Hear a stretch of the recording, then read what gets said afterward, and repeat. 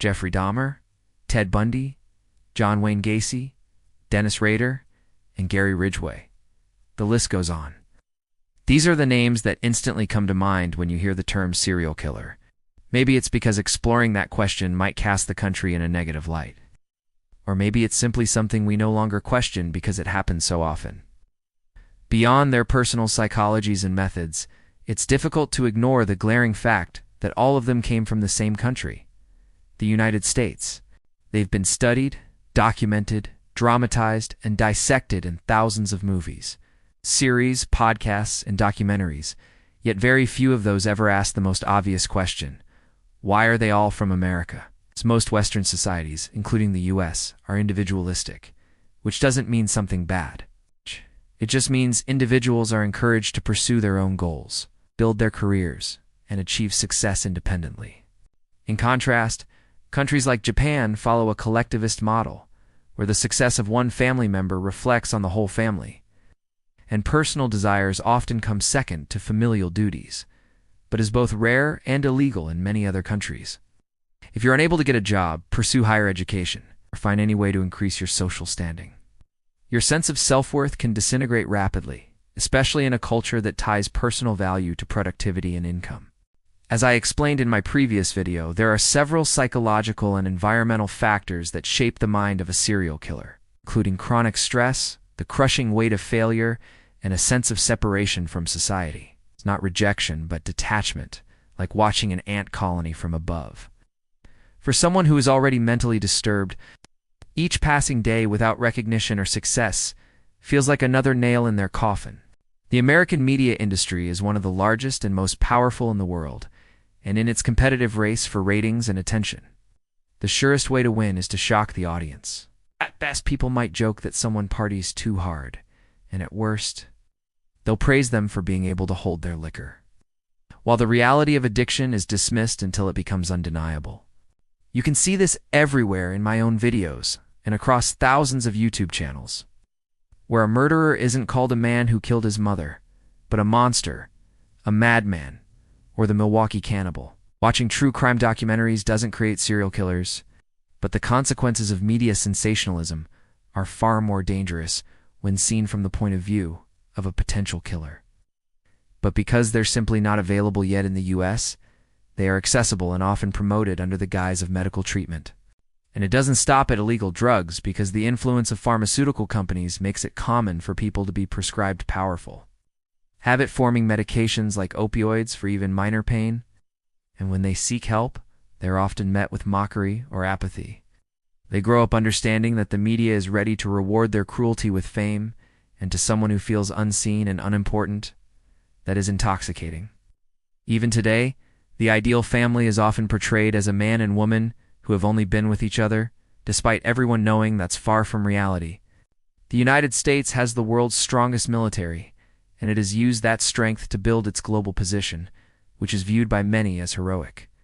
In most states, you can legally buy a gun with minimal restrictions, even though the sole purpose of a gun is to cause harm. At the same time, America is the biggest consumer and exporter of sexual content in the world, with strip clubs, pornography, provocative advertising, and hypersexualized characters present in everything from commercials to children's cartoons. Now they can kill for pleasure and also see themselves on television given nicknames, treated like legends, which finally makes them feel real, powerful, and capable of changing the world in their own twisted way. Is it really a coincidence that so many serial killers were former soldiers or police officers? And sharing a theory, one that I believe is worth exploring? Again, this doesn't describe most people, and I'm not saying this mindset is wrong. For someone whose views on sex are already twisted, this contradiction breeds confusion, self-hatred, and feelings of guilt no matter what they do. If they have sex, they feel ashamed, and if they don't, they feel worthless. But for someone who is already on the edge, these conditions can push them further toward darkness. Whatever the reason, it's time we address what has been silently lingering in the back of our minds for too long. Why do so many serial killers come from the United States? Because in collectivist cultures, satisfaction comes not from individual recognition, but from elevating the family's status. Neither model is superior or inferior, and this isn't a political argument. It's just a structural difference in how societies function. Let's start by looking at culture. You may agree, or you may have a completely different perspective, and that's okay. Feel free to share your thoughts in the comments, and as long as you're respectful, your voice will always be heard here. In such societies, parents may even refuse urgent medical treatment for themselves, if it means their children will have a better chance at success. However, it is in hyper-individualistic cultures like the US where conditions that foster serial killer behavior are most likely to take root.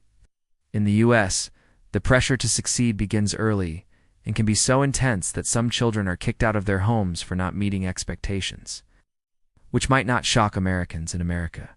If you're sick and can't pay, you're often left with no choice, while magazine covers glorify billionaires and celebrities, turning wealth into a modern religion. Now let's talk about the media. These people often feel invisible, like they don't exist. And since many are also psychotic, they desperately crave validation, recognition, and proof that they matter. Let's now move to substance use. In the United States, alcohol is so deeply embedded in daily life that people drink to celebrate, to socialize, to mourn, or simply to cope. And because of that, the early stages of addiction are often ignored or romanticized. The same thing happens with drugs, but on a more extreme scale.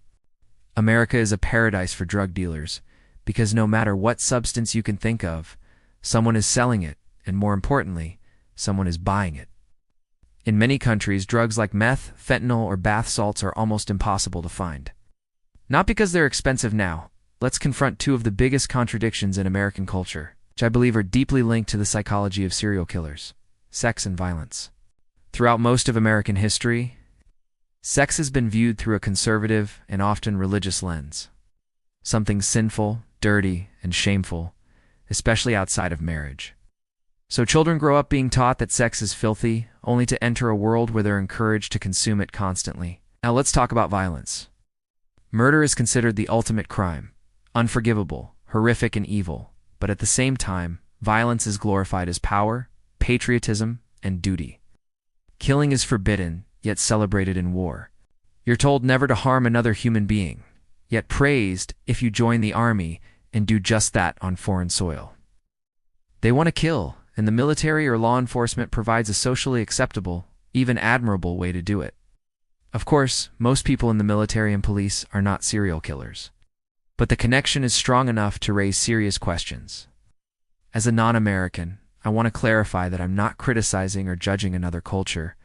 I'm merely observing.